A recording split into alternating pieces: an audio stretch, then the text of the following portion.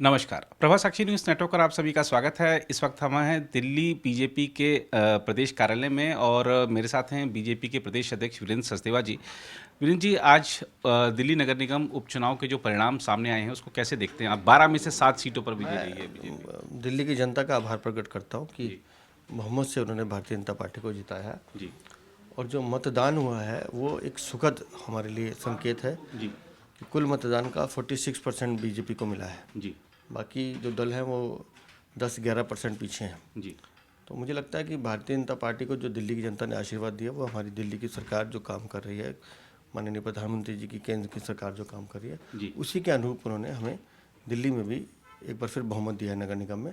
और मुझे लगता है कि दिल्ली नगर निगम में अब हमारी जिम्मेदारी और बढ़ जाती है कि पिछले 2 साल जो आम आदमी पार्टी ने ख़राब किए नगर निगम के, अब दिल्ली नगर निगम दिल्ली की सरकार के साथ मिलकर दिल्ली को बेहतर, सुंदर और स्वच्छ बनाने की दिशा में और बेहतर ढंग से काम करें। जी, आपने क्योंकि आंकड़ों की बात करी है तो लोकसभा चुनाव में जितना बीजेपी को वोट प्रतिशत रहा, विधानसभा चुनाव में रहा, अब उपचुनाव में भी है, तो लगातार बीजेपी अपना जो वोट बैंक है तो बनाई हुई है, लगातार आगे बढ़ भी रही है। हाँ, मैंने कहा ना कि दिल्ली की जनता का मन भारतीय जनता पार्टी के साथ है और इसलिए वो हमें आशीर्वाद दे रहे हैं। तो मैं उनको तो आभार प्रकट करता हूँ, अपने कार्यकर्ताओं को भी साधुवाद देता हूँ कि वो जी जानते इस चुनाव में भी उन्होंने काम किया। जी, वीरेंद्र जी, जब आप दिल्ली बीजेपी के अध्यक्ष बने थे उस समय दिल्ली नगर निगम के चुनाव के तुरंत बाद आप बने थे।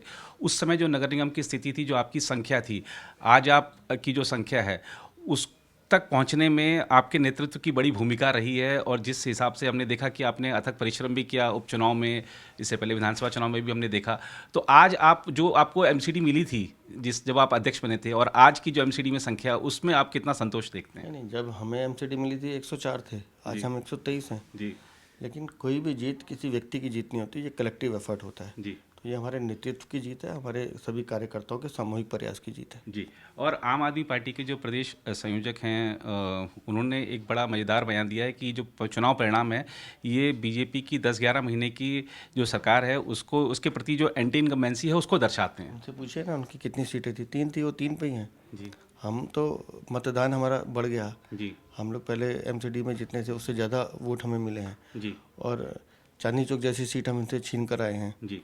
तो उनको आकलन करना चाहिए कि वो प्रदेश अध्यक्ष अपने घर की सीट क्यों हारे हैं, जहाँ से वो 10 साल विधायक रहे। उसका मनन करेंगे तो उसको जवाब समझ में आएगा। जी। और एक ऑल इंडिया फॉरवर्ड ब्लॉक की भी जो सीट आई है, एक कांग्रेस की भी सीट आई, तो कांग्रेस ने अपने आप को मैं जिंदा हूँ साबित किया है। सीटें पे, चाहे वो चांदनी महल की सीट हो या संगम विहार की सीट हो, वहाँ व्यक्ति जो थे वो क्षेत्र में थे और क्षेत्र की जनता ने उनको वोट दिया है, वहाँ पार्टी मैटर ही नहीं करती। जी। तो मुझे लगता है कि स्थानीय जो निगम चुनाव होते हैं या उपचुनाव, इस तरह के चुनाव होते हैं, स्थानीय मुद्दों पर लड़े जाते हैं और स्थानीय नेतृत्व उसमें मायने रखता है। जी। तो इसलिए वो दोनों सीटें उनके पक्ष में गई हैं।